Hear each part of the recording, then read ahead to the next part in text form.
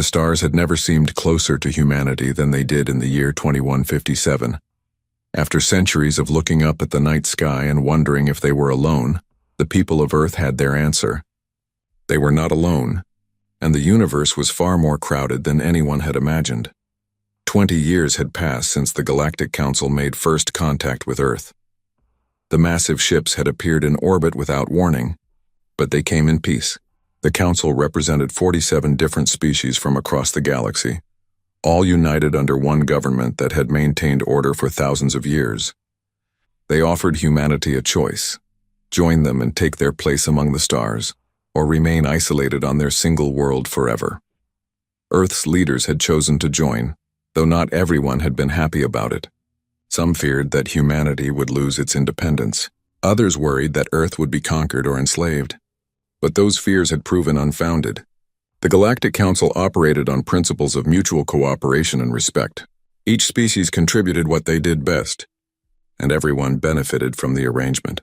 For humanity, the transition had been smoother than anyone expected, and much of that success came down to one person: Secretary General Elena Vasquez.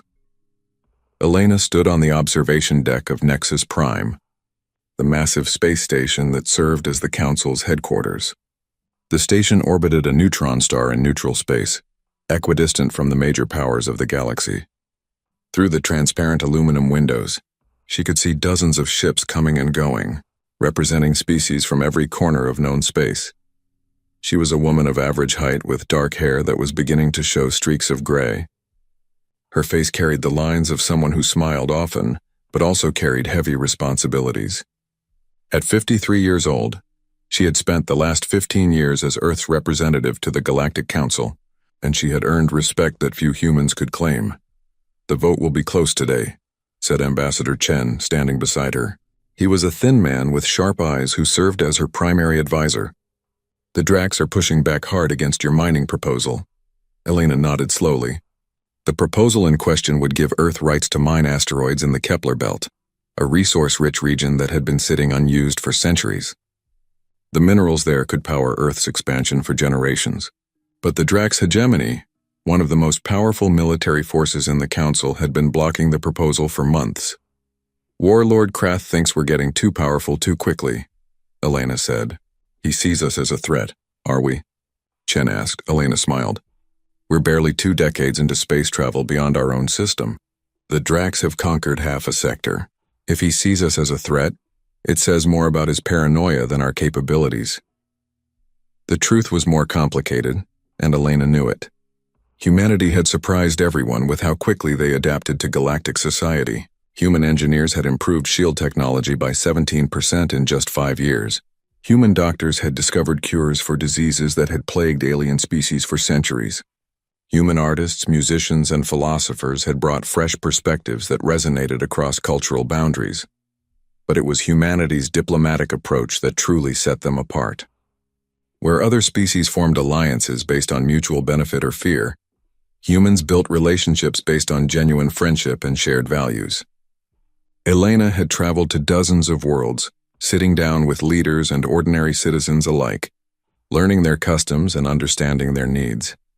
She had negotiated trade agreements with the Veln corporate clusters, massive businesses that controlled entire industries across the galaxy. She had established cultural exchanges with the Sethian Dominion, a reptilian species that valued honor above all else.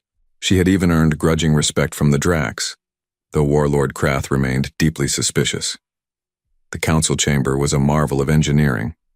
The circular room could accommodate representatives from species of all sizes and environmental needs.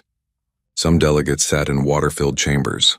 Others breathed methane or required high-pressure suits. The council had spent thousands of years perfecting the technology that allowed such diverse beings to gather in one place.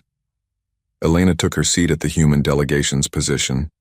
The Earth's flag hung behind her, a symbol of home that seemed so far away.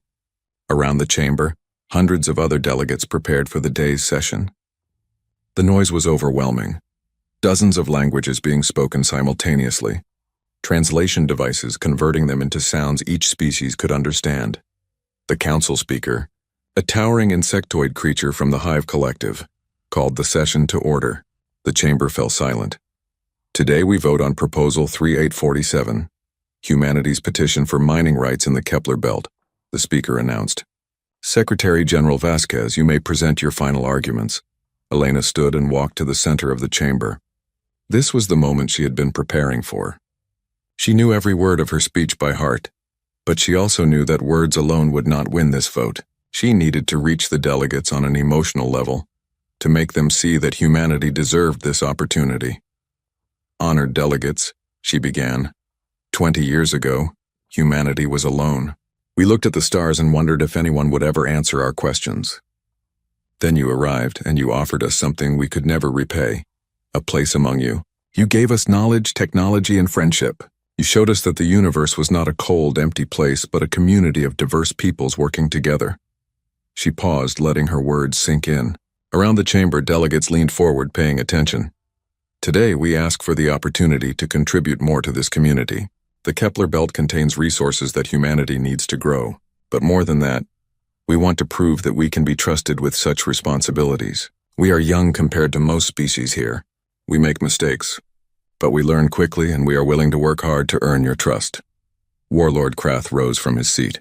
He was massive, easily 3 meters tall, with gray armored skin and eyes that glowed like hot coals. His species, the Dracs, had built an empire through military might and ruthless efficiency. They valued strength above all else, and they had little patience for what they saw as weakness. The human speaks of trust, Krath rumbled, his voice like grinding stones. But trust must be earned over generations, not decades.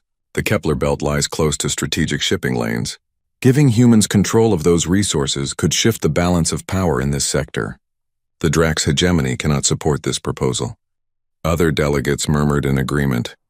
The Veln corporate clusters objected on economic grounds.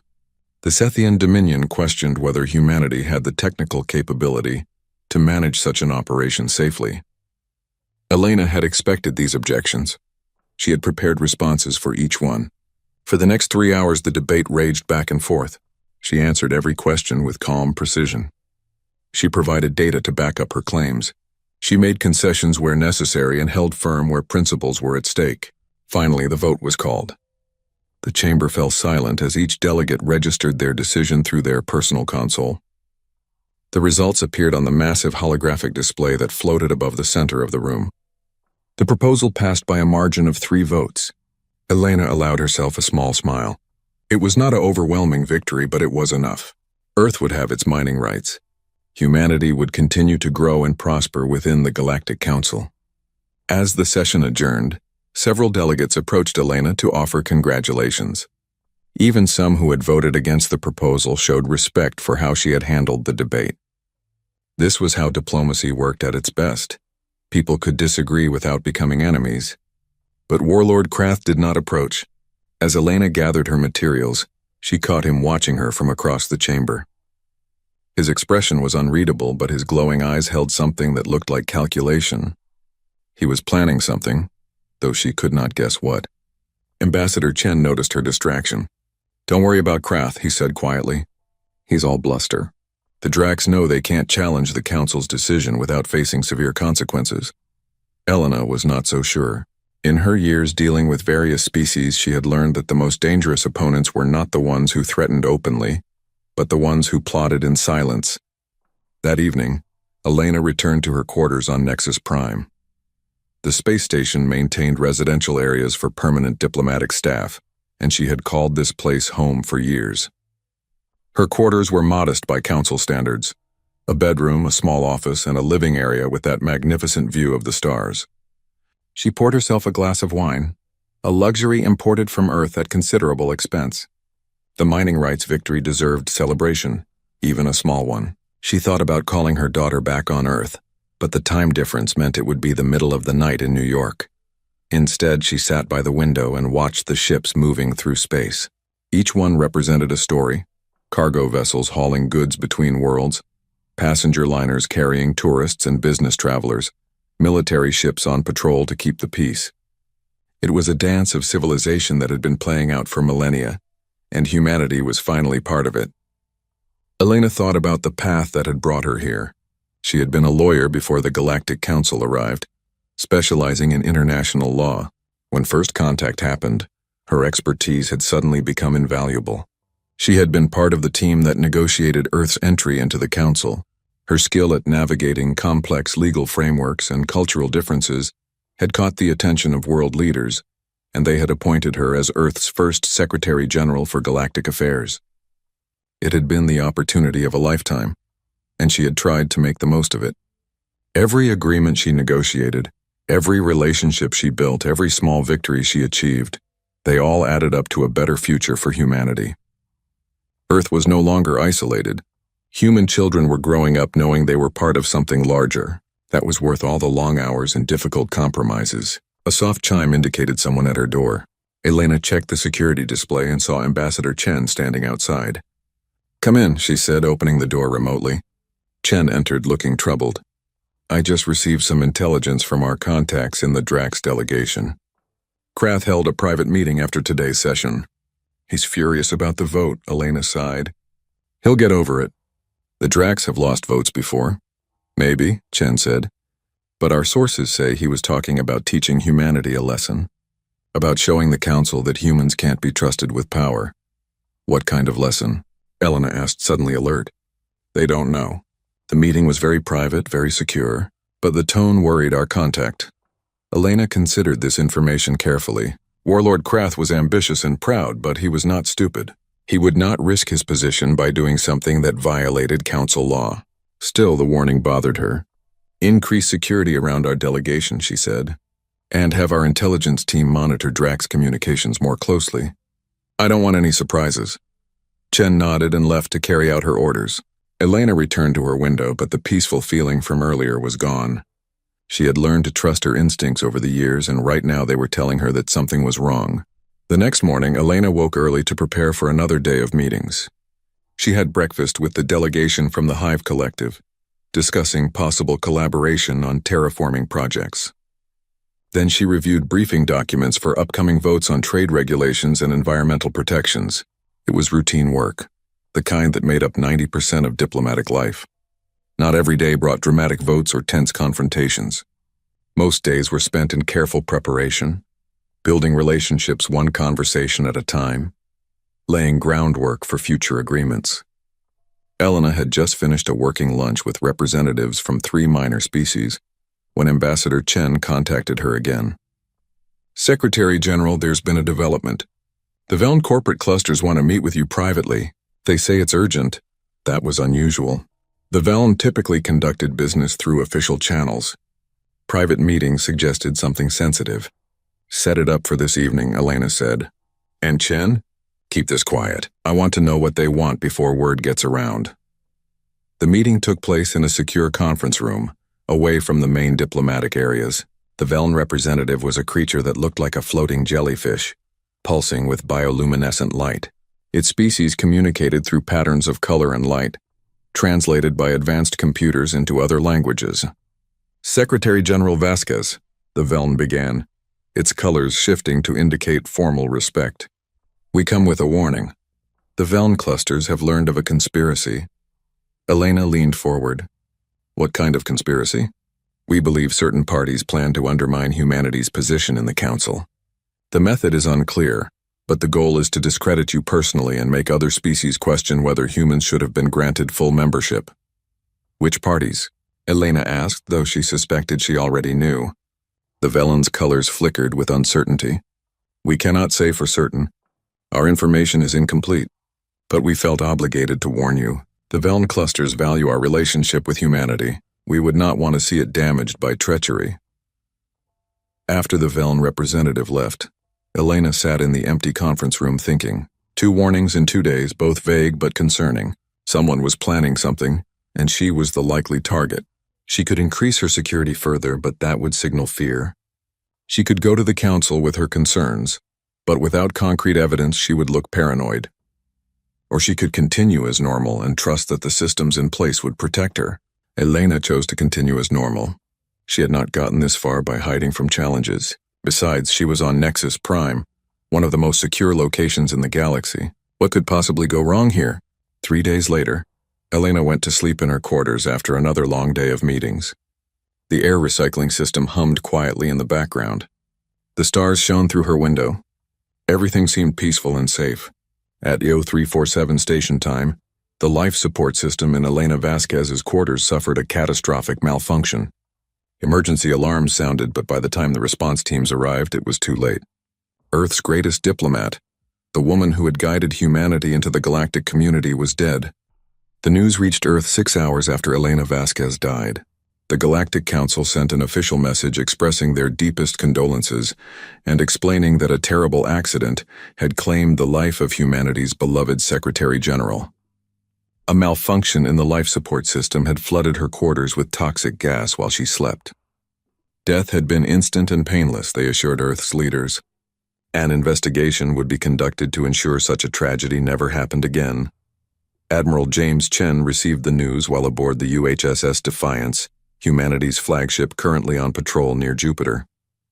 He was not related to Ambassador Chen, though they shared a common ancestry and had worked together often. James was a career military officer who had spent 30 years in service, the last 10 commanding humanity's modest defense fleet in space. When the communication officer brought him the message, James read it 3 times before he allowed himself to believe it. Elena Vasquez dead, the woman who had done more for humanity's future than perhaps anyone else in history, killed by a faulty air system. Something felt wrong about it immediately. James had met Elena many times over the years. She had consulted with him on defense matters and security arrangements for diplomatic missions. He had found her to be careful and thoughtful, someone who considered all angles before making decisions. She had once told him that her greatest fear was not being attacked, but being caught unprepared. That was why she always had contingency plans and backup systems. The idea that she would die from a simple equipment malfunction did not fit what he knew about her. Within an hour, James had redirected the Defiance toward Nexus Prime at maximum speed. He sent messages to Earth's leadership informing them of his intentions and requesting permission to conduct an independent investigation. The approval came quickly. Earth's new acting leader, President General Marcus Webb, had been Elena's deputy and shared James's suspicions. Find out what really happened, Webb told James over the secured channel. And if someone killed her, find out who. The journey to Nexus Prime took 3 days, even at the Defiance's top speed. During that time, James assembled a team of specialists. He wanted engineers who understood life support systems, intelligence officers who could dig into secured networks, and forensic experts who could analyze physical evidence. He also wanted people he trusted completely, because if Elena had been murdered, the killer might still be close by. The Galactic Council seemed surprised when James arrived and requested permission to conduct his own investigation. The station's security chief, a crystalline being from the Prism Confederation, assured him that their investigation had been thorough. We examined every component of the life support system in Secretary General Vasquez's quarters, the security chief explained. The failure originated in a pressure regulator that had developed microscopic fractures. These fractures allowed toxic gas to leak into the ventilation system. It was a manufacturing defect, nothing more. I would like to see the evidence myself, James said quietly. The security chief's crystalline structure flickered with what might have been annoyance.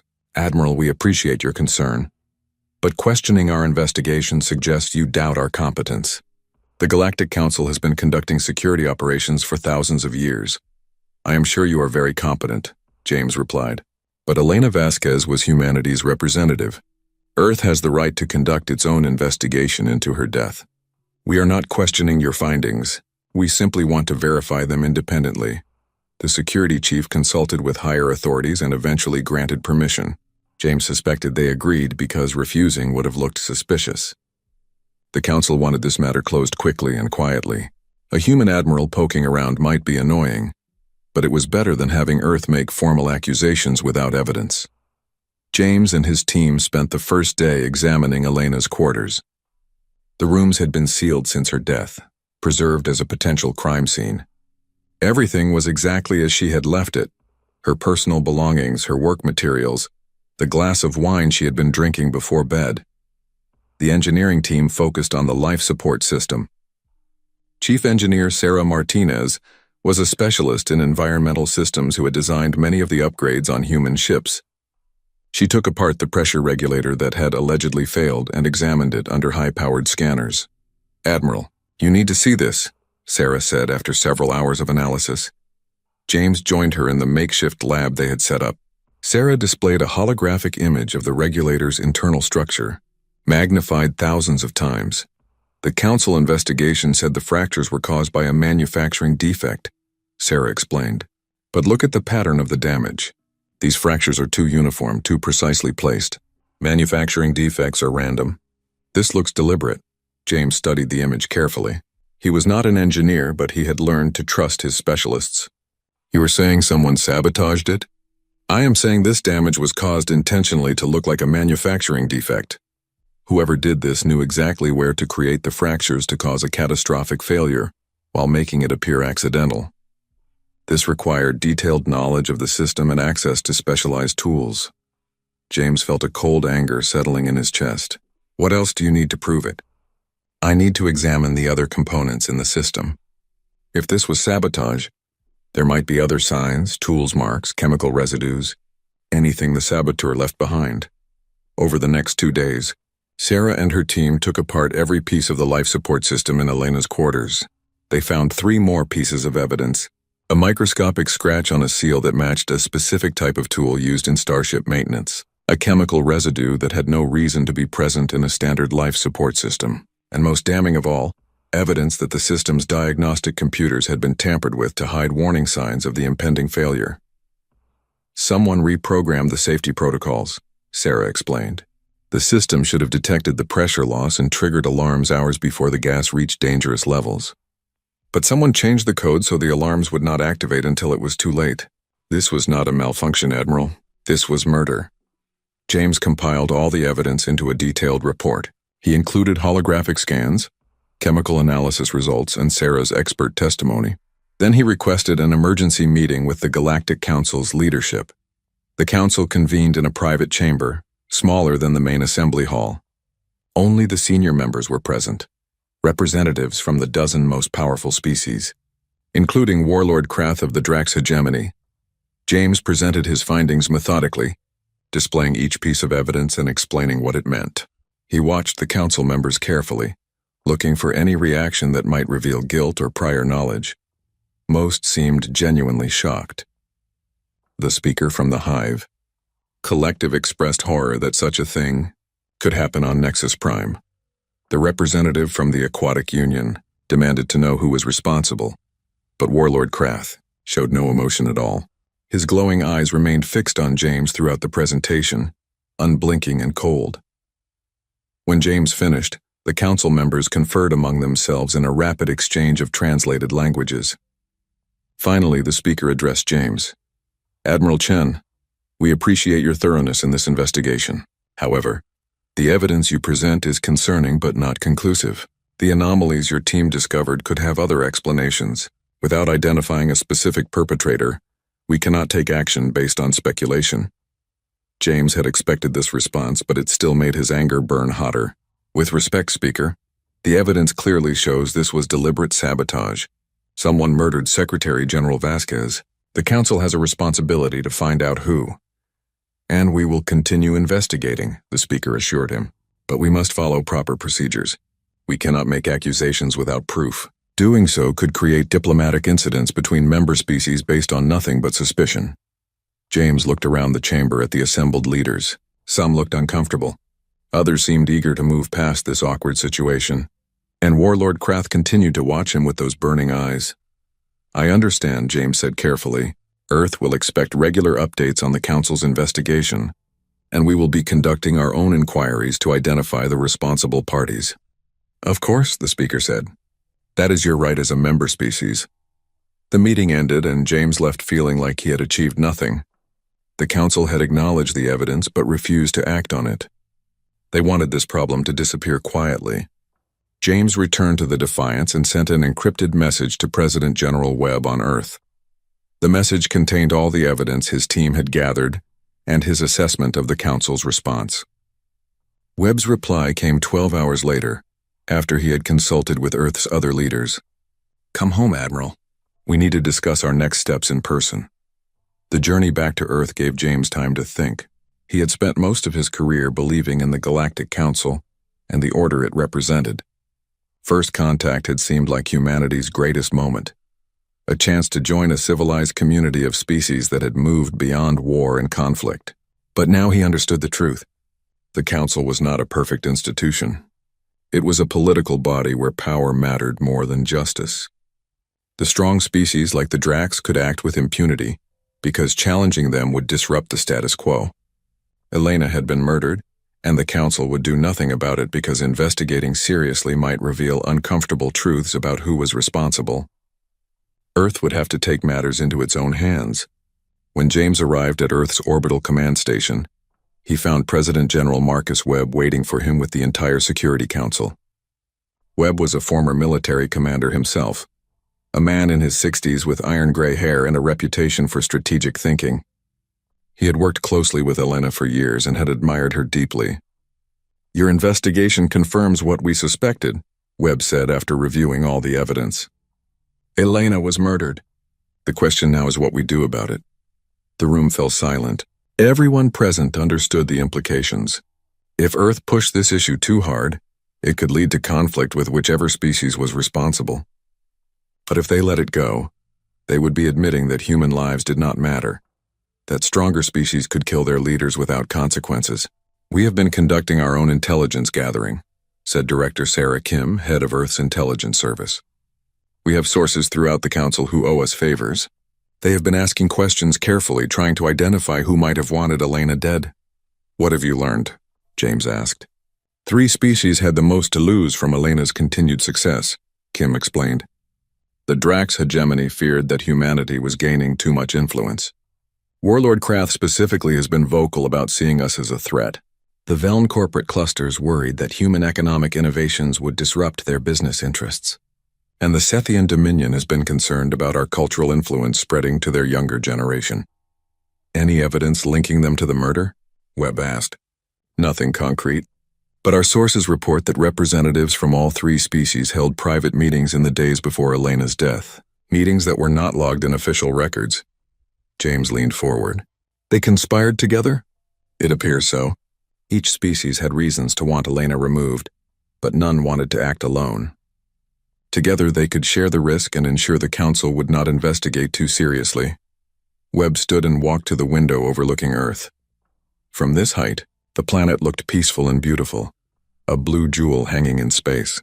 Humanity had fought so hard to protect this world and ensure its people had a future among the stars. "We need to send a message," Webb said quietly. "Not just to the conspirators, but to every species in the Galactic Council. We need to make it clear that you cannot murder human leaders and expect no consequences." "What kind of message?" James asked, though he suspected he already knew. Webb turned to face the room. His expression was hard, showing no mercy or doubt.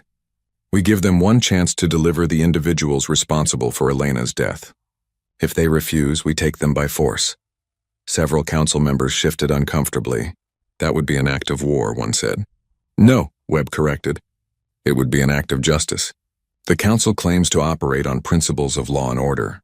They have failed to provide either. If they will not enforce their own laws, then we will do it for them." Director Kim spoke up. "You are talking about sending military forces into the territory of 3 powerful species. Even if we could win such a conflict, it would make enemies of half the galaxy." "Maybe," Webb acknowledged. "Or maybe it will earn us respect. Right now, the galaxy sees humanity as weak. We smile and compromise and try to make everyone happy. Elena was brilliant at that approach, and it served us well. But now she is dead because someone thought we would accept her murder without fighting back." James understood what Webb was really saying. Elena had built bridges through diplomacy and kindness, but those bridges had been burned when she was killed. Now Earth needed to show a different side of humanity, the side that did not forgive the murder of its people. "What do you need from me?" James asked. "Prepare the fleet for combat operations," Webb said. "I am going to make one final attempt at justice through official channels. I will give the Council 48 hours to deliver the conspirators. If they refuse, you will go and get them yourself." James saluted. "Understood, sir." The next day, President General Marcus Webb appeared on every communication channel in the Galactic Council. His message was broadcast to Nexus Prime, to the homeworlds of all member species, to every ship and station across civilized space. Billions of beings heard his words. translated into thousands of languages. Webb spoke calmly but with absolute authority. He presented the evidence of Elena Vasquez's murder. He named the three species, the Drax hegemony, the Veln corporate clusters, and the Sethian dominion, that Earth believed were responsible. And then he delivered his ultimatum. You have 48 hours to deliver those responsible for this crime. Every individual who planned, authorized, or carried out the assassination of Secretary General Vasquez must be surrendered to Earth for trial. If you comply, we will handle this matter through proper legal channels and seek no further retaliation. If you refuse, Webb paused, letting the silence stretch. Across the galaxy, people waited to hear what threat this young species would make. If you refuse, Webb continued, we will come for them ourselves, and we will not stop until justice is served. You have been warned, the message ended. The galaxy reacted with shock and disbelief. Some species praised Earth's courage in standing up for justice. Others condemned the ultimatum as warmongering. But everyone understood that humanity had drawn a line. The question was whether Earth actually had the capability to back up its threats, or if this was just an emotional outburst from a grieving species. Within hours, the Galactic Council issued a response. They denied Earth's accusations, called the evidence insufficient, and urged humanity to pursue justice through proper diplomatic channels. They offered to form a special committee to investigate further, a process that would take months or years and likely produce nothing. The message was clear. The Council would not deliver anyone. They expected Earth to back down. President General Webb read the Council's response and nodded slowly. He had expected this outcome. The Council had made their choice. Now Earth would make theirs. Webb sent one more message to Admiral James Chen. Proceed with Operation Righteous Fury. Show them what happens when they underestimate humanity. Admiral Chen received the order and smiled grimly. For 2 decades, humanity had been the galaxy's friendly newcomers, eager to learn and cooperate. That era had just ended. Now the galaxy would learn what humans were really capable of when someone they loved was taken from them. The 48-hour deadline passed in silence. Earth made no further statements. The human defense fleet remained in position around their homeworld, giving no indication of their intentions. To the rest of the galaxy, it seemed that humanity's ultimatum had been nothing but empty words. On Nexus Prime, Warlord Krath held court with representatives from the Drax hegemony's military leadership. They gathered in a secure chamber, discussing the situation with Earth. The humans made threats they cannot possibly fulfill, one of Krath's generals said. They have perhaps 200 warships. We have 5,000 in the enforcement fleet alone. What can they possibly do to us? Krath nodded slowly, his glowing eyes fixed on a holographic display of Earth's solar system. Still, we should not underestimate them. The humans have shown innovation in several areas. Their technology improves rapidly. Technology means nothing without the strength to use it, another general scoffed. The Drax have conquered entire sectors through military might. These primates have been in space for barely 2 decades. Let them beat their chests and make their threats. When they realize they cannot back up their words, they will crawl back to the Council and beg for mercy. Krath considered this assessment. Everything logical said the humans were no threat. Their fleet was small. Their military experience was limited. They had no history of warfare in space. The Drax had been fighting battles among the stars for thousands of years, and yet something about the situation bothered him. The human President General Webb had not seemed like someone making empty threats. His message had carried the weight of absolute conviction. Either he was an excellent liar, or he genuinely believed Earth could enforce its ultimatum. Increase patrols around our borders, Krath ordered, and move the enforcement fleet into position around the human solar system. If they attempt anything foolish, we will crush them quickly and demonstrate what happens when a minor species challenges the Drax. Similar conversations were taking place among the Veln corporate clusters and the Sethian dominion. Both species dismissed Earth's threats as the tantrum of a grieving civilization that did not understand how power worked in the galaxy. The Veln calculated the economic costs of a conflict with humanity and determined they were minimal. Human trade was valuable but not essential. If Earth wanted to damage themselves by becoming isolated from galactic commerce, that was their choice. The Sethian viewed the situation through their lens of honor and martial tradition. They respected Earth's willingness to fight for their fallen leader. But respect did not mean fear. The Sethian had faced countless enemies over their long history. They had always emerged victorious. All three conspirator species reached the same conclusion. Humanity needed to be taught a lesson. They needed to learn that making threats against established powers would result in severe consequences. And so the Drax enforcement fleet began moving toward Earth's solar system. 5,000 warships, each one larger and more heavily armed than anything humanity possessed. It was meant to be a show of overwhelming force. A demonstration that would make Earth surrender without a fight. Warlord Krath himself took command of the fleet from his flagship, the Dominion's Fist. It was a massive vessel 5 kilometers long, bristling with weapons and protected by shields that could withstand planetary bombardments. As the fleet approached human territory, Krath opened a communication channel to Earth's leadership. "This is Warlord Krath of the Drax Hegemony, speaking to the government of Earth. You have made accusations and threats that cannot be tolerated. We come now to accept your surrender.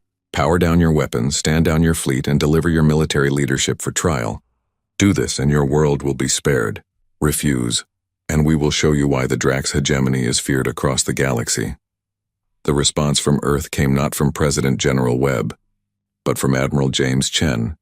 His face appeared on the communication screen, and Krath was struck by the coldness in the human's eyes. "Warlord Krath, you were warned. You chose to ignore that warning. Now you will learn what humanity does to those who murder our people." The transmission ended. Krath felt a moment of genuine surprise. The human admiral had not even attempted to negotiate or beg for mercy. It was as if he believed he actually held the stronger position. "Prepare for battle," Krath ordered his fleet. "We will make an example of Earth's defiance." The Drax fleet entered Earth's solar system at the edge of the Kuiper Belt, far beyond the orbit of Pluto. They expected to find humanity's defense fleet positioned around Earth, ready for a hopeless last stand. Instead, they found nothing. Sensors show no human ships in the vicinity, the Dominion's Fist's tactical officer reported. "Their fleet appears to be absent," Krath frowned. "Expand the scan. They must be here somewhere." The fleet's advanced sensors swept through the solar system, looking for any sign of human military presence. They found only civilian traffic, cargo ships, passenger vessels, and stations going about their normal business as if nothing was wrong. "Perhaps they fled," one general suggested. "Perhaps they realized they could not win and evacuated their fleet to somewhere safer." But Krath did not believe that. Something felt wrong about this situation. Where were the humans? The Drax fleet advanced deeper into the solar system, moving past Neptune and Uranus. Still no sign of opposition. No defensive positions, no mines, no warning shots. Just empty space and the distant sun growing slowly brighter ahead. "Sir, we are detecting something," the tactical officer said suddenly. "Multiple objects in orbit around Jupiter. They appear to be satellites or stations." "How many?" Krath asked. "Over 2,000, sir. They are spread throughout Jupiter's orbital space." Krath studied the sensor data. 2,000 satellites seemed excessive, even for a major world like Jupiter, and something about their configuration bothered him. "Focus sensors on one of those satellites," he ordered. "Get detailed scans." The results came back a moment later, and Krath felt his first real sense of alarm. "Sir, those are not satellites," the tactical officer said, his voice tight with tension. "They are weapons platforms. Each one is armed with what appears to be a railgun system." "Railguns?" one general scoffed. "Those are primitive kinetic weapons. Our shields can handle anything they throw at us." But Krath was already thinking ahead. 2,000 weapons platforms, all positioned in a defensive grid around Jupiter. That suggested planning and preparation on a scale far beyond what Earth should have been capable of. How long would it take to construct 2,000 weapons platforms? He asked his staff. "Years, sir. At least 5 years, possibly 10, depending on available resources and manufacturing capability." 5 years. That meant humanity had been preparing for this possibility since shortly after joining the Galactic Council. While they had been smiling and negotiating and building friendships, they had also been building weapons. They had been preparing for the day when diplomacy failed. Warlord Krath felt a grudging respect for the deception. These humans were not as naive as everyone believed. "All ships, shields to maximum," he ordered. "Weapons ready. Advance through the defensive grid and continue toward Earth. Those platforms cannot possibly have enough firepower to threaten this fleet." The Drax fleet moved forward, and the weapons platforms opened fire. The railguns launched projectiles at incredible velocities, far faster than conventional kinetic weapons. The rounds were simple slugs of dense metal, but they traveled at a significant fraction of light speed. When they hit with devastating force. The first salvo struck the leading edge of the Drax fleet. Hundreds of projectiles slammed into energy shields that had been designed to stop plasma weapons and energy beams. Those shields had been perfected over thousands of years of warfare against enemies who all used similar technology. They were completely ineffective against solid metal. Traveling at relativistic speeds, ships began to die. The projectiles punched through shields as if they did not exist, tearing through armor plating and into the vital systems beneath. Explosions blossomed throughout the fleet as ships took catastrophic damage. "Evasive maneuvers," Krath shouted. "Return fire." But the weapons platforms were difficult targets. They were small, numerous, and spread across a huge volume of space. The Drax ships could destroy them, but not before taking heavy losses. And then the human fleet appeared. They came from behind the gas giant, where they had been hiding in the sensor shadow. Not 200 ships as intelligence had estimated, but 2,000. They were sleek and fast, smaller than Drax vessels but moving with incredible precision. Where did they get 2,000 ships? A general demanded. The answer was obvious to Krath now. The humans had been building in secret for years, using hidden shipyards in the outer solar system where Council observers never visited.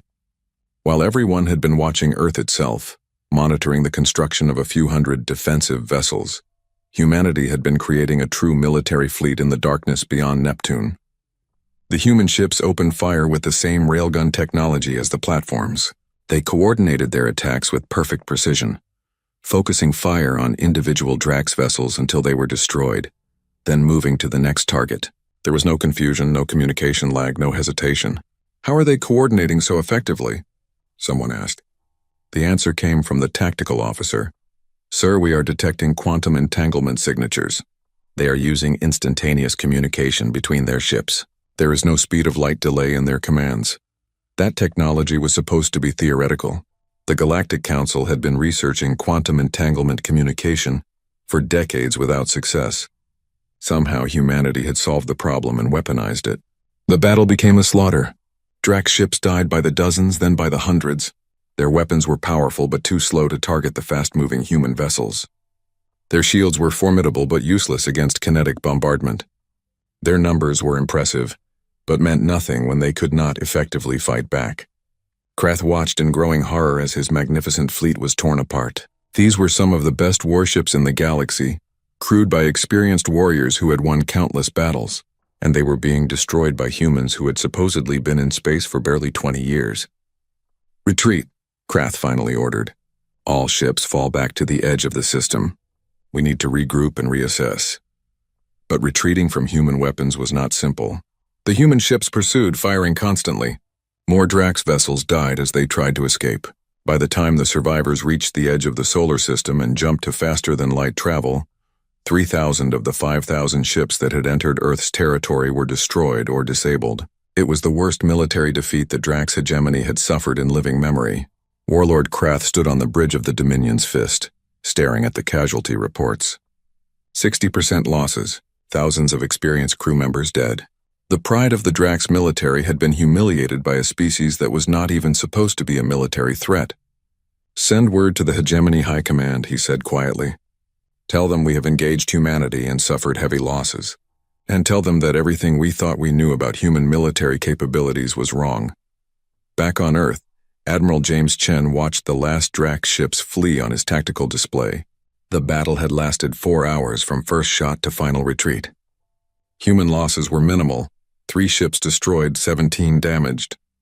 The Drax had lost 60% of their fleet. "Secure the system," Chen ordered. "Begin recovery operations for our damaged vessels, and prepare the fleet for Phase 2. President General Webb appeared on the communication screen. "Excellent work, Admiral. The galaxy is watching." "What is Phase 2? Chen's expression was grim. "The Drax came here expecting to teach us a lesson. We have taught them one instead. But the real conspirators, the ones who ordered Elena's assassination, are still free on their homeworlds. Phase 2 is simple. We go get them." "You're talking about invading the territory of 3 major species. Webb said. Are you confident we can handle that? Sir, the galaxy has spent 2 decades underestimating humanity. They thought we were weak because we preferred diplomacy to war. They thought we were naive because we tried to make friends instead of enemies. They thought we would accept Elena's death because we would be too afraid to seek justice. Chen leaned forward, and Webb could see the cold determination in his eyes. They were wrong about all of it. We preferred diplomacy because it was the better path, not because we were incapable of warfare. We made friends because we valued peace, not because we feared conflict. And we will seek justice for Elena's murder because we believe in accountability, even if it means fighting half the galaxy to get it. Webb nodded slowly, then proceed with Phase 2. Show them what happens when they underestimate humanity.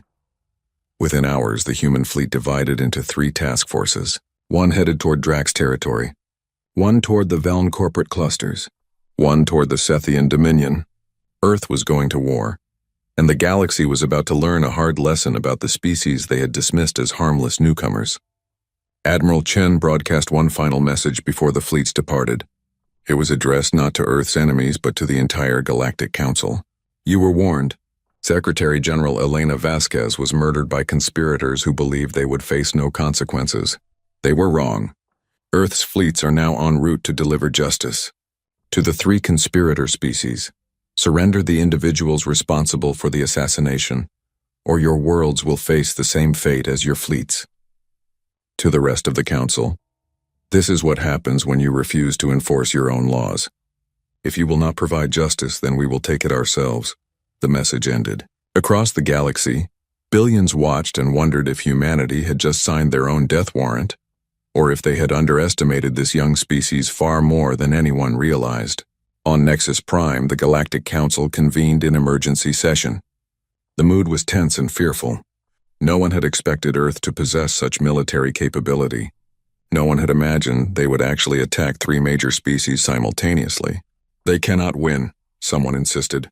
Even with their technological advantages, they are still 1 species against 3. The numbers favor us. But others were not so sure. The humans had just destroyed 60% of the Drax enforcement fleet with minimal casualties. If they could do that once, they could do it again. And somewhere deep in their cores, many species felt a twinge of fear, because humanity had just demonstrated something terrifying. They were willing to fight and die for principles, not just for territory or resources. They would go to war over the murder of a single person, because they believed it was right. That kind of conviction was more dangerous than any weapon. The 3 human task forces moved through space with purpose and precision. Each consisted of over 600 ships, accompanied by supply vessels and mobile repair platforms. They had been designed for exactly this mission, though their creators had hoped it would never be necessary. Admiral James Chen commanded the first task force personally, heading toward the Drax hegemony's core territories. His flagship was the UHSS Retribution, a vessel built in the secret shipyards beyond Neptune. It was smaller than the Drax Dominion's Fist, but what it lacked in size it made up for in speed and firepower. The journey to Drax space would take 5 days at faster-than-light speeds. Chen used that time to review intelligence reports and refine his battle plans. He knew the Drax would be preparing defenses, gathering their scattered fleets to protect their homeworld. That was expected and even desirable. Chen wanted the Drax military concentrated in one location, where he could deal with them decisively. On the 2nd day of travel, Chen received a communication from one of the other task force commanders. Admiral Keiko Yamamoto was leading the fleet toward Veln territory. She was younger than Chen, barely 40, but she had proven herself a brilliant tactical thinker during war games and simulations. Admiral Chen, we have intercepted communications from the Veln corporate clusters, Yamamoto reported. They are attempting to hire mercenary forces to supplement their defenses. Several species have declined, citing their unwillingness to fight humanity after what happened to the Drax. Chen nodded.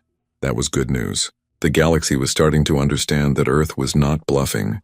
What about the Sethian? Admiral Rodriguez reports that the Sethian Dominion is mobilizing their entire military. They view this as a matter of honor now. They will not surrender their conspirators without a fight. That is what I expected, Chen said. The Sethian value martial pride above practical considerations. Very well. Make sure Rodriguez knows he should expect a hard battle. The Sethian do not retreat easily. The communication ended and Chen returned to his preparations. He felt no joy in what was about to happen. War was never something to celebrate even when fighting for a just cause, but he felt no doubt either. Elena Vasquez had been murdered, and those responsible would face justice. On the third day, the Drax hegemony made one last attempt at diplomacy. Warlord Krath himself appeared on the communication channels broadcasting to Chen's flagship. Admiral Chen, this madness must end. The Drax hegemony is willing to discuss terms. We can negotiate compensation for Secretary General Vasquez's death. Credits, territory, trade agreements, anything reasonable. But you must turn back your fleet. If you attack our homeworld, there can be no peace between our species. Chen studied Krath's image on the screen. The warlord looked tired, his glowing eyes dimmer than before. The defeat at Earth had shaken him badly. You speak of negotiation now after you refused to negotiate when we asked peacefully, Chen replied.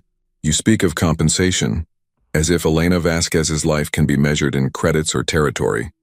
You speak of peace, but you conspired to murder our leader. I admit to no such conspiracy, Krath said carefully. Of course not. You will maintain that denial until we drag you before a court and present the evidence. That is what we are coming to do, Warlord. We are coming to arrest you and every other Drax official who participated in the assassination. You can surrender them voluntarily, or we can take them by force. Those are your only options. Krath's eyes flared brighter with anger. You cannot invade Drax space. We have rebuilt our fleet. We have fortified our worlds. Your small force cannot possibly defeat us on our own territory. We will see, Chen said simply, and ended the transmission. 2 days later, the human task force arrived at the edge of Drax space. Chen's sensors immediately detected the defensive fleet that had been assembled. It was impressive. Nearly 4,000 ships drawn from various Drax military bases across their territory. They had positioned themselves in a defensive formation around their primary industrial world, a massive planet called Draxon Prime. They learned from their mistake at Earth, Chen's tactical officer observed. They are staying close together, using overlapping shields and coordinated fire patterns. They are not giving us easy targets, did we expect them to? Chen asked. The Drax are not stupid. They are experienced warriors who made one crucial error. They underestimated us because they thought our technology was inferior to theirs. Now they know better. Can we break through their formation, sir? Chen smiled grimly. We do not need to break through. We just need to demonstrate that staying in that formation will not save them. He opened a channel to his fleet. All ships implement pattern Delta 7. Focus fire on the command vessels. Ignore the smaller escorts unless they break formation to pursue. Remember your training, trust your crews, and show the Drax what human determination looks like. The human fleet split into smaller groups, each one moving with coordinated precision. They approached the Drax defensive formation from multiple angles simultaneously, forcing the defenders to split their attention. The Drax opened fire first, launching massive volleys of plasma weapons and energy beams. The human ships dodged with incredible agility, their AI-assisted navigation systems calculating optimal evasion patterns in microseconds. Some shots connected, but human shields had been specifically designed to handle energy weapons. They held firm against the barrage. Then the human ships returned fire. The railgun rounds crossed the distance in heartbeats, traveling so fast that even the Drax ship's advanced sensors barely detected them before impact. The projectiles slammed into Drax vessels with devastating force, punching through shields and armor like they were paper. But this battle was different from the one at Earth. The Drax had learned. They were using heavier armor on their ships now, and they had modified their shield frequencies to try to deflect kinetic weapons. It helped a little. Ships did not die from single hits anymore. It took multiple strikes to bring down a Drax warship. The battle turned into a brutal slugging match. The Drax had numbers and firepower. The humans had speed and precision. Ships on both sides began taking damage and casualties mounted. Chen watched the tactical display, analyzing the flow of combat. The Drax were fighting better than they had at Earth, but they were still making mistakes. They were too rigid in their formations, too predictable in their tactics. The Drax military had spent centuries fighting enemies who used similar technology and similar strategies. They had no experience dealing with an opponent who thought differently. Target their flagship, Chen ordered. Concentrate all fire from strike groups Alpha and Beta. I want that ship disabled. 40 human vessels focused their weapons on the massive Drax command ship at the center of the formation. Railgun rounds hammered its shields relentlessly. The shields flickered, failed, and the projectiles began tearing into the hull itself. The flagship tried to pull back, but human ships had already moved to block its retreat. More rounds struck home, systematically destroying weapons, engines, and communication arrays. Within minutes, the mighty warship was floating dead in space, its crew scrambling to evacuate. Broadcast a message to the Drax fleet, Chen said. Offer them one final chance to surrender. Tell them we have no desire to kill anyone who is not directly responsible for Elena's murder. Anyone who lays down their weapons will be treated fairly under the laws of war. To Chen's surprise, nearly a quarter of the Drax fleet accepted the offer. Ships powered down their weapons and withdrew from the battle. It seemed that many Drax military personnel had no desire to die protecting war criminals. Their honor as warriors did not extend to defending those who committed murder through sabotage rather than honest combat. The remaining Drax forces fought with desperate courage, but the outcome was inevitable. The human task force was simply better equipped and better trained for this kind of warfare. By the end of the 6th hour, the Drax defensive fleet had been effectively destroyed. Over 3,000 ships lay wrecked or disabled. Human losses were heavier than at Earth. 87 ships destroyed, over 200 damaged, but still far less than the defenders. Chen surveyed the battlefield, feeling no triumph. Thousands had died today on both sides. It was necessary, perhaps, but never something to celebrate. Send landing forces to Draxon Prime, he ordered. We are looking for specific individuals. Warlord Krath and his co-conspirators. Broadcast that anyone who interferes with our mission will be considered hostile. Anyone who cooperates will be left in peace. The Drax civilian government, watching the destruction of their vaunted military, made no attempt to resist. They provided the locations of Krath and the other officials involved in the conspiracy. Within hours, human Marines were kicking down doors and dragging Drax warlords from their fortified compounds. Warlord Krath himself was found in an underground bunker, surrounded by his personal guard. He fought when the humans came for him, killing 3 Marines before he was finally subdued with stun weapons. They dragged him out in chains, broadcasting footage of his capture across the galaxy. The mighty warlord who had mocked humanity's threats now knelt before human soldiers, bound and defeated. Meanwhile, Admiral Yamamoto was achieving similar success against the Veln corporate clusters. The Veln had relied heavily on mercenaries and automated defense systems. When the mercenaries saw what had happened to the Drax, most of them broke their contracts and fled. The automated systems were formidable but predictable. Human hackers, some of the best in the galaxy, infiltrated the Veln networks and turned the automated defenses against their creators. The Veln tried to negotiate, offering massive payments if Earth would just go away. Yamamoto refused. Money could not buy justice for murder. When human forces landed on Veln Prime, the corporate executives responsible for Elena's assassination were found hiding in a luxury space yacht, attempting to flee to neutral territory. Human fighters intercepted the yacht and forced it to land. The executives were arrested and added to the growing list of conspirators in custody. The hardest fight came in Sethian space, just as Chen had predicted. Admiral Maria Rodriguez faced the full might of the Sethian military, and they fought with the legendary ferocity their species was known for. The Sethian viewed war as a sacred duty and saw retreat as the ultimate dishonor. Every Sethian warrior preferred death to surrender. When human ships tried to disable Sethian vessels rather than destroy them, the Sethian crews often triggered self-destruct sequences rather than be captured. Rodriguez adjusted her tactics, focusing on overwhelming force rather than precision strikes. It was brutal and costly, but it worked. The Sethian fleet was ground down through sheer attrition. For every human ship destroyed, 3 Sethian vessels were eliminated. The breaking point came when Rodriguez did something unexpected. Instead of targeting military vessels, she broadcast a message directly to the Sethian population, bypassing their government's communication filters. Warriors of the Sethian Dominion, we respect your courage and your honor, but there is no honor in protecting those who use poison and sabotage instead of facing their enemies directly.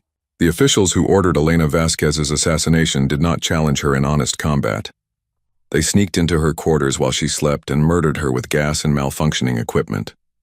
Is that the Sethian way? Is that worthy of your sacrifice? The message hit the Sethian warrior culture like a bomb. Many had been told that humans were weak cowards attacking the Dominion without cause. Learning that their own leaders had committed such a dishonorable act shook their loyalty.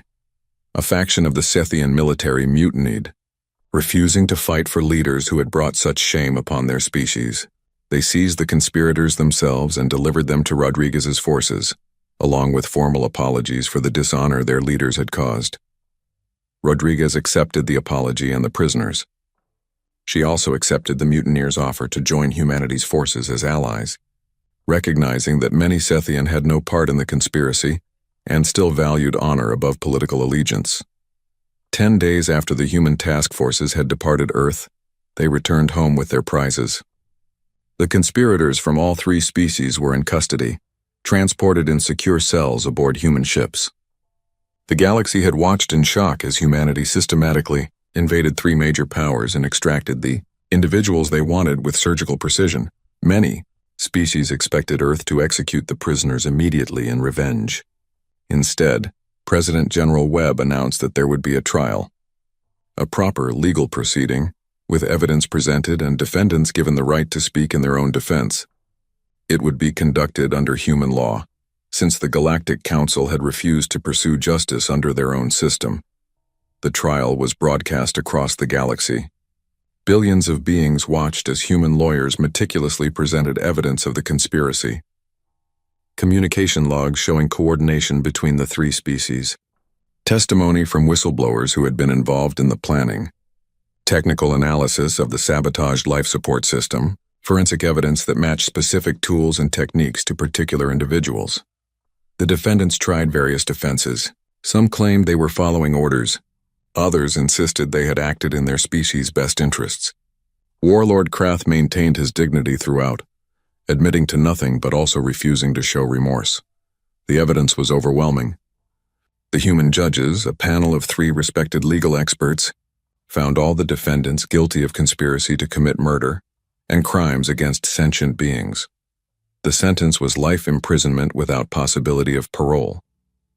The conspirators would spend the rest of their lives in a maximum security facility on Earth's moon, visible from the planet's surface as a constant reminder of the consequences of murdering human leaders. The galaxy reacted with a mixture of relief and fear. Relief that Earth had not simply executed the prisoners in revenge. Fear because humanity had demonstrated they had both the capability and the will to strike anywhere in the galaxy when their people were threatened. The Galactic Council convened once more, this time to discuss humanity's new position in galactic politics. The humans had violated numerous council laws by invading member species' territory without authorization.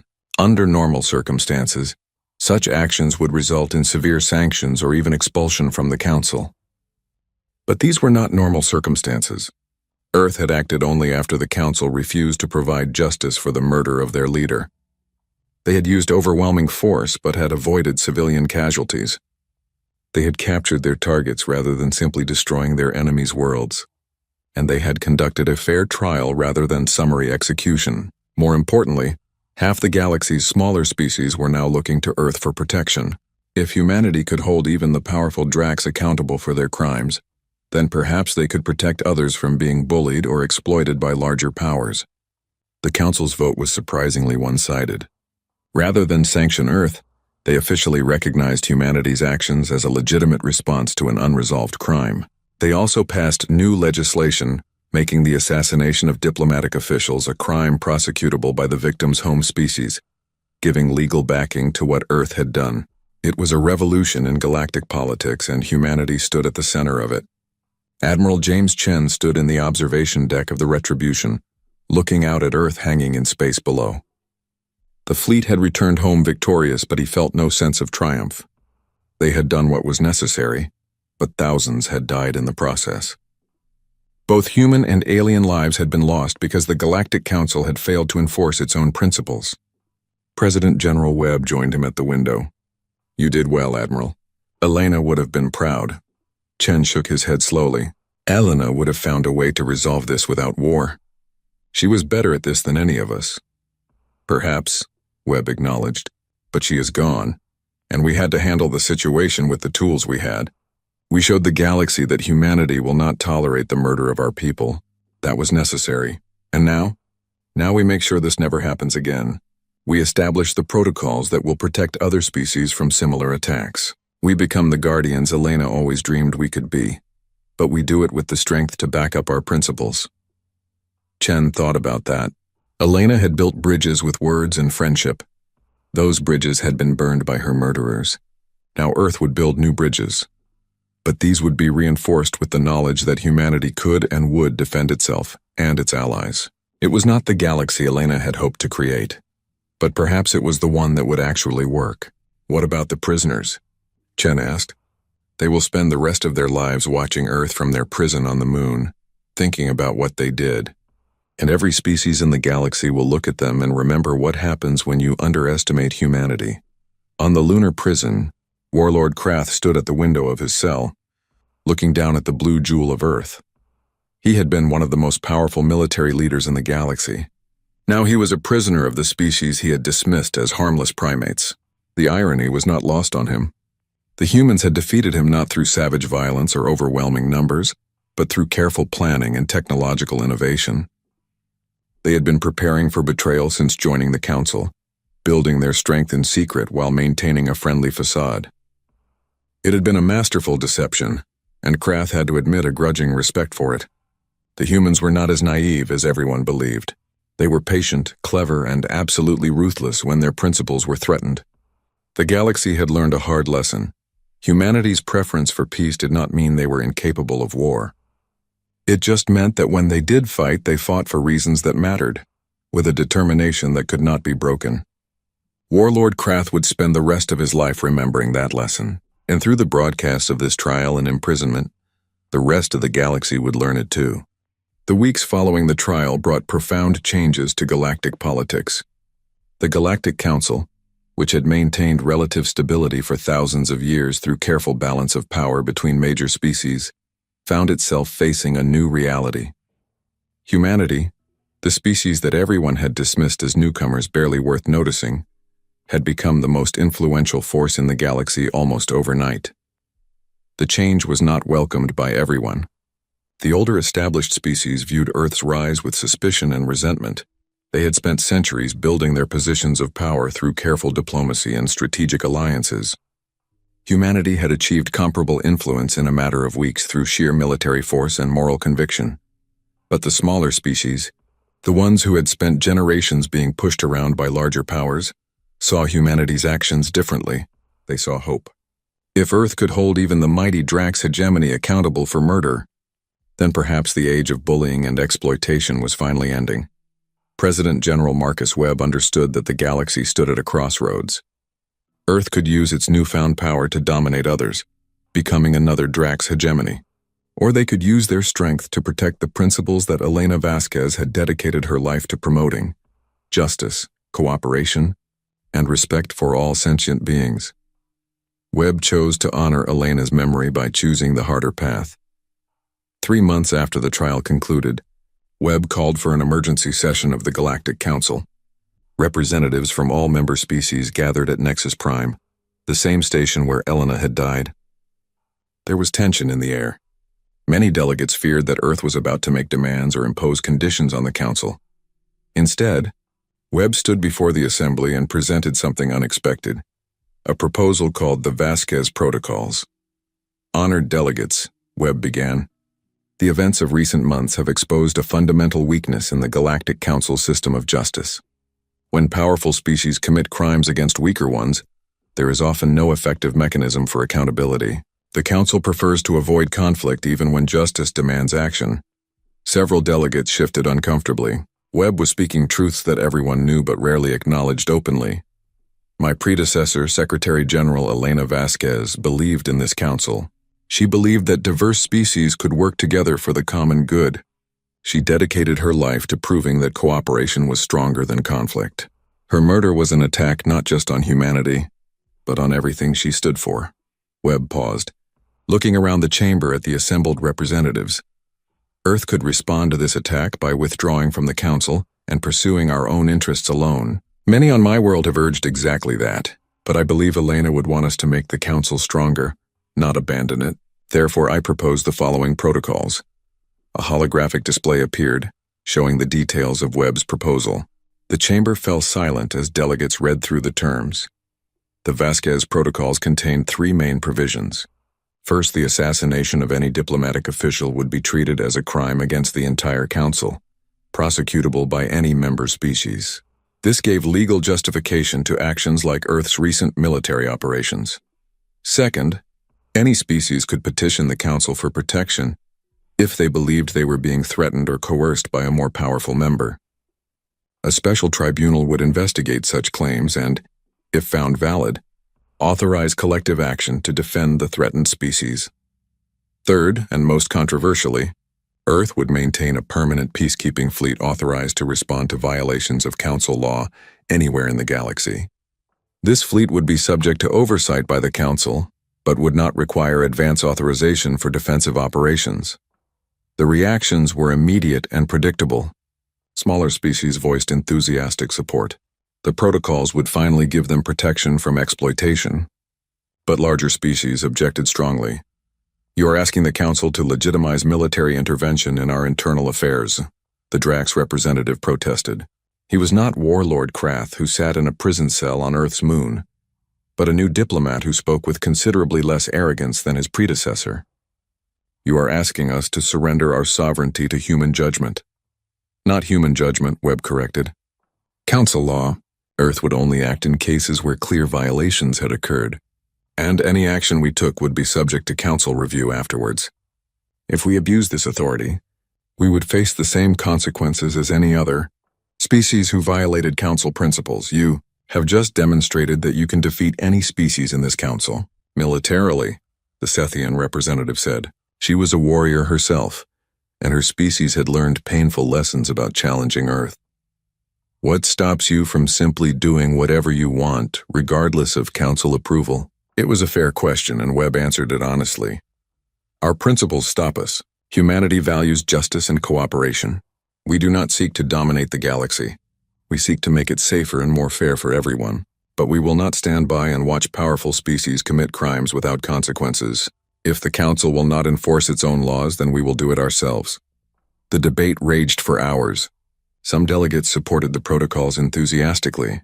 Others opposed them vehemently. Many remained undecided, weighing the benefits against the risks. In the end, the Vasquez protocols passed by a narrow margin. It was a victory, but Webb knew it was also a burden. Earth had just committed itself to being the galaxy's guardian, whether the galaxy wanted one or not. Admiral James Chen received the news while inspecting the new ships being constructed at the expanded shipyards beyond Neptune. The secret facilities that had built Earth's hidden fleet were now operating openly, producing vessels at an impressive rate. Other species were watching carefully, noting every ship that joined the human defense fleet. The protocols passed, Chen said to his officers, which means we have a new mission. We are no longer just defending Earth. We are defending the principles of the Galactic Council. One of his commanders spoke up. Admiral, many in the fleet are uncomfortable with this role. We signed up to protect humanity, not police the galaxy. Chen nodded. He understood the concern. I will not order anyone to serve who does not believe in this mission. Anyone who wants to transfer to purely defensive duties can do so without prejudice. But understand what we are really doing here. Helena Vasquez spent her life building relationships and promoting cooperation. She was murdered because some species saw her success as a threat. If we abandon her vision now, we are saying that murder works, that violence defeats idealism. He paused, looking at the faces of his officers. I am not willing to let that be the lesson the galaxy learns. Elena believed that diverse species could work together for the common good. I believe we can prove she was right, but only if we are willing to defend those principles when they are threatened. The officers considered his words. Slowly, one by one, they nodded in agreement. They would stay. They would serve. They would carry on Elena's work in the only way they knew how, by being strong enough to protect those who could not protect themselves. Over the following months, Earth's new role became reality. Human ships began patrolling trade routes that had been plagued by piracy. Human diplomats mediated disputes between species that had been on the verge of war. human peacekeepers deployed to border regions where larger species had been encroaching on their smaller neighbors' territory. Not every intervention was successful. Not every conflict could be resolved peacefully. But the message was clear. The age of unchecked aggression by powerful species was ending. There were consequences now for breaking council law, and those consequences came swiftly. The Drax hegemony struggled to rebuild after their devastating losses. Their military had been gutted, their leadership imprisoned or discredited. The new government that emerged was considerably more humble and willing to cooperate with council regulations. They had learned that military might alone was not enough when facing an opponent with superior technology and unshakable determination. The Velen corporate clusters adapted more quickly. They were pragmatists at heart, and they recognized opportunity when they saw it. If humanity was going to be the dominant military power, then the Velen would become Earth's preferred economic partners. They began investing heavily in human colonies and joint ventures, calculating that friendship with Earth was more profitable than opposition. The Sethian Dominion took a different path. The faction that had mutinied to deliver their corrupt leaders to justice became the foundation of a reformed government. They embraced a philosophy that combined their traditional warrior values with humanity's emphasis on justice and honor. Many young Sethian joined Earth's peacekeeping forces, serving alongside humans as allies rather than enemies. Not everyone was happy with the new order. Some species resented Earth's influence and worked quietly to undermine it. There were incidents, small conflicts, tests of humanity's resolve. Each time, Earth responded with measured force. Never more violence than necessary, but always enough to make the point clear. The galaxy was learning that humanity's strength was not just in their advanced weapons or their tactical brilliance. Their real strength lay in their willingness to suffer losses to defend their principles. Other species fought for territory or profit.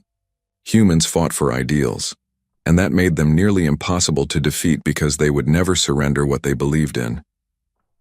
6 months after the Vasquez protocols were implemented, Admiral Chen found himself back at Nexus Prime for a ceremony. The Galactic Council had decided to honor Elena Vasquez's memory with a permanent memorial on the station. It would stand in the main plaza where billions of beings from across the galaxy would pass by it. Every year Chen attended the dedication ceremony, along with President General Webb and dozens of other Earth representatives. Delegates from every council species attended, even the Drax and Velen who had conspired to kill her. It was a strange gathering, equal parts mourning and celebration. The memorial was a simple column of crystalline material that caught and reflected light in beautiful patterns. At its base was a plaque with Elena's name and a quote from one of her speeches. "Our differences make us stronger when we choose cooperation over conflict." Webb spoke at the ceremony, his voice carrying through the plaza and being broadcast across the galaxy.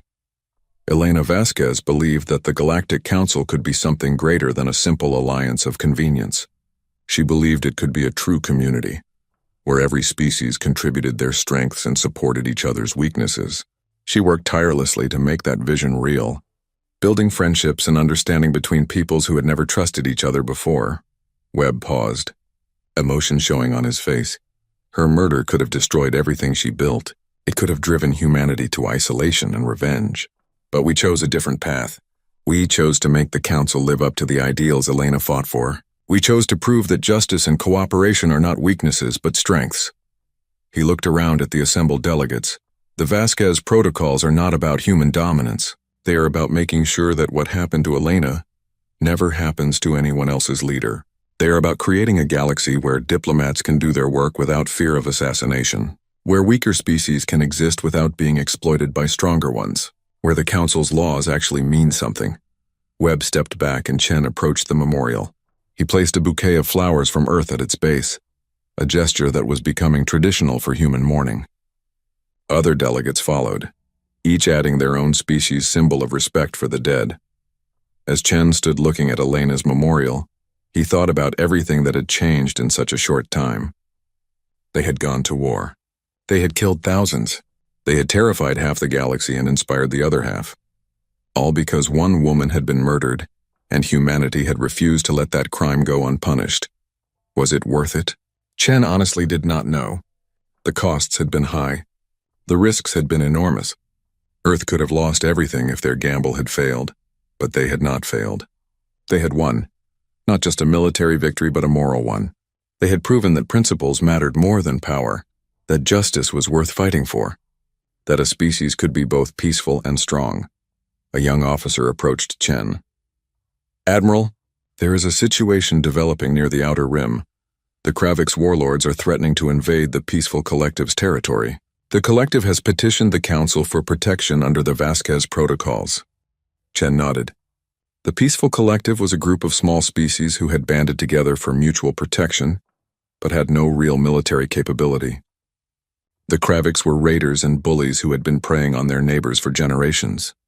It was exactly the kind of situation the protocols were designed to address. "Assemble Task Force 7 and prepare for deployment," Chen ordered.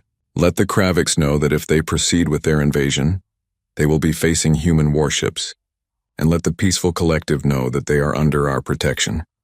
The officer saluted and departed. Chen allowed himself a small smile. This was what Elena would have wanted.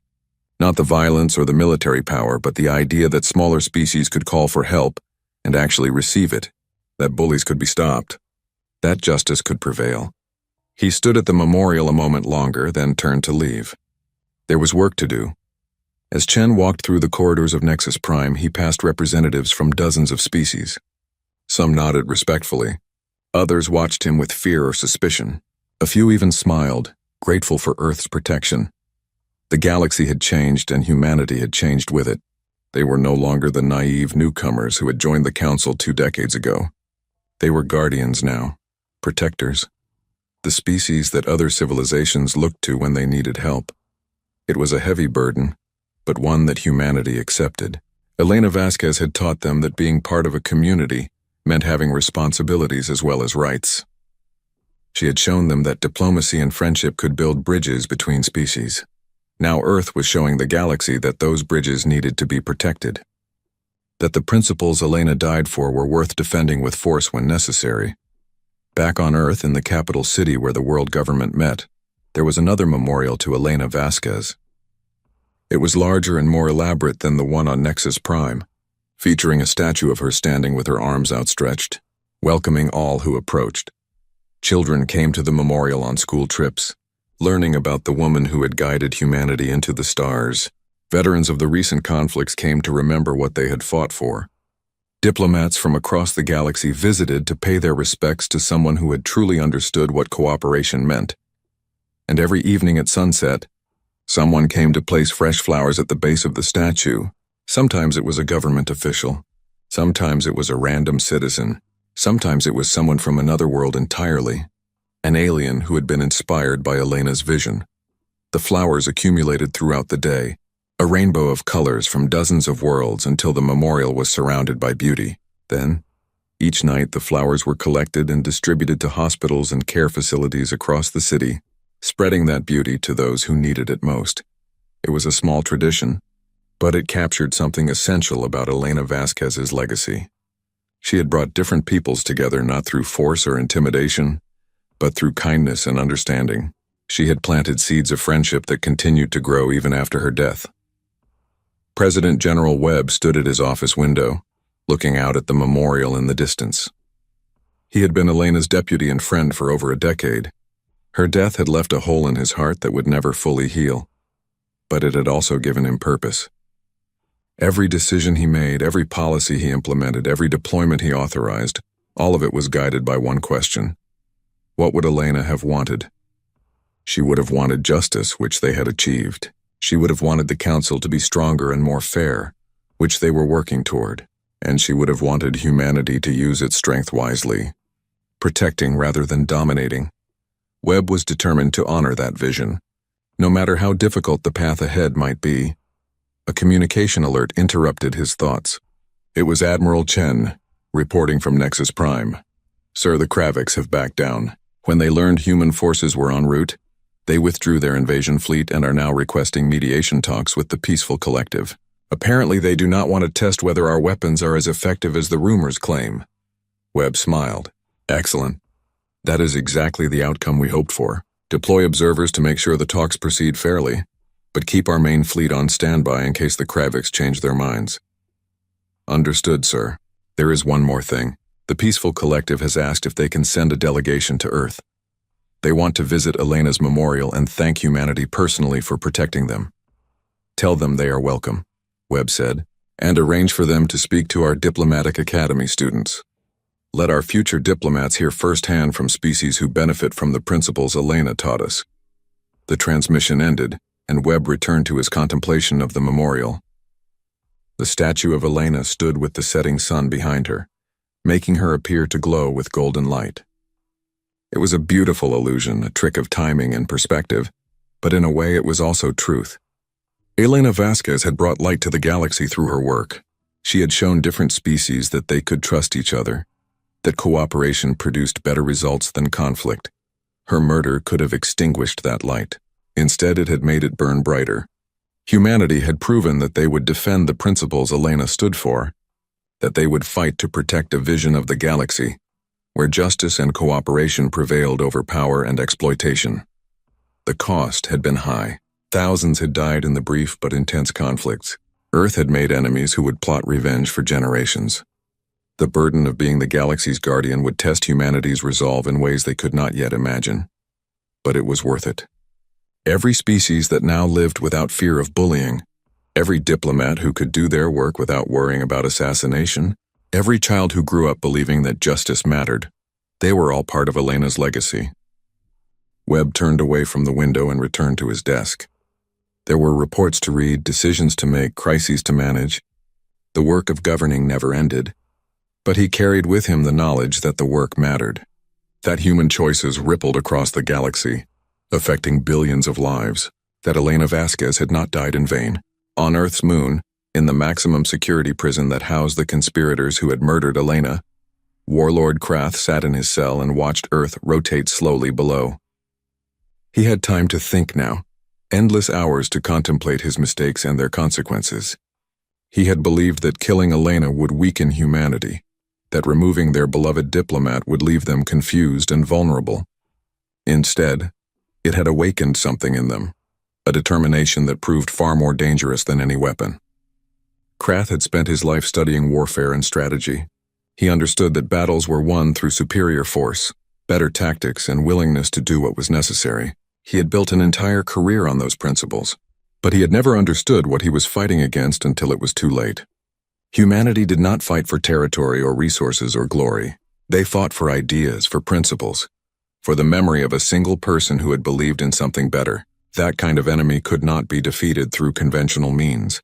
You could destroy their ships, devastate their worlds, kill their soldiers, but you could not break their will as long as they believed in what they were fighting for.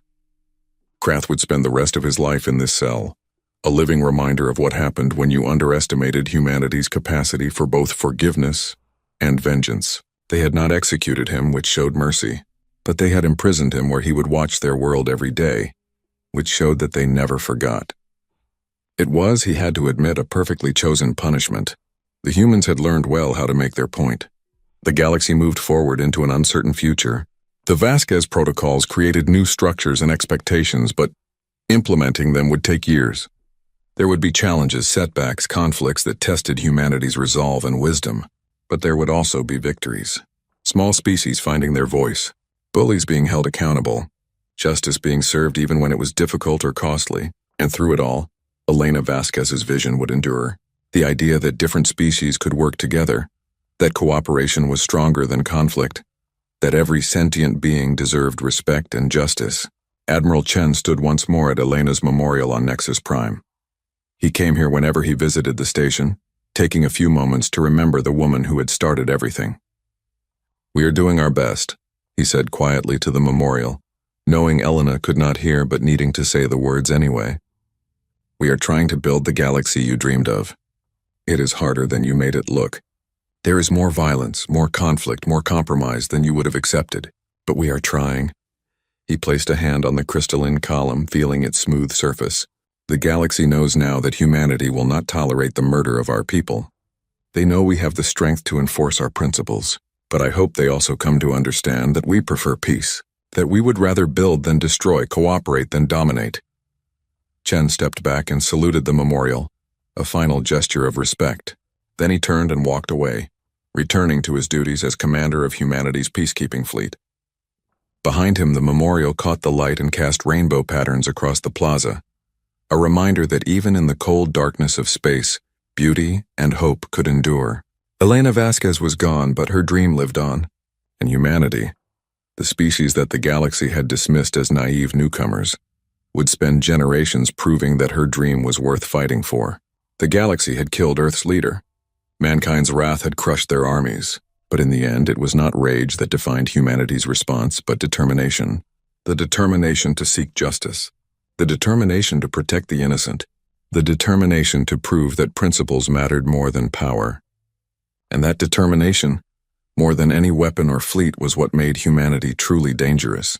Because species that fought for ideas could endure losses that would break others. They could persist through setbacks that would make others surrender. They could change the galaxy itself when they believed strongly enough in what they were fighting for. The memorial stood silent in the plaza, a monument to one woman and the ideals she had died for. But it was also a warning, visible to every being who passed through Nexus Prime.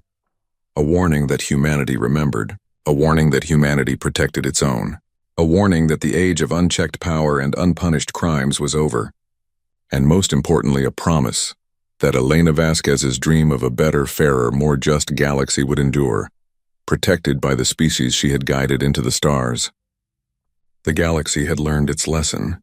Now came the hard work of building something better in the wake of that education, and humanity, changed forever by loss and victory alike, would lead the way forward into an uncertain but hopeful future.